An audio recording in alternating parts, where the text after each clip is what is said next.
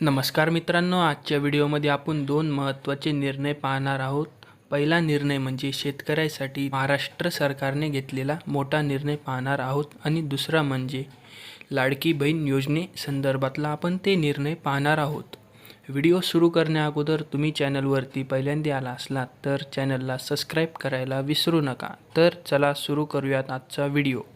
महाराष्ट्र सरकारने घेतलेला शेतकऱ्यांसाठीचा मोठा निर्णय. कापूस व सोयाबीन उत्पादक शेतकऱ्यांसाठी 4,194 कोटी 68 लाख रुपये निधी मान्यता दिली आहे.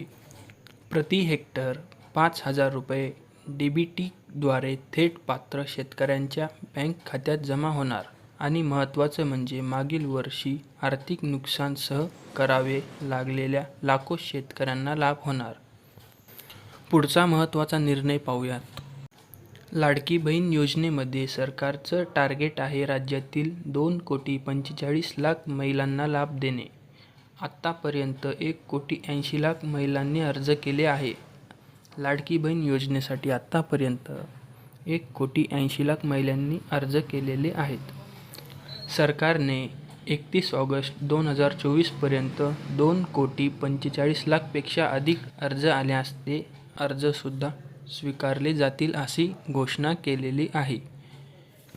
आणि लाडकी बहीण योजनेसाठी सरकारने गव्हर्नमेंटची वेबसाईटसुद्धा चालू केलेली आहे. त्या संदर्भात तुम्हाला व्हिडिओ पाहिजे असल्यास कमेंट करून नक्की सांगा.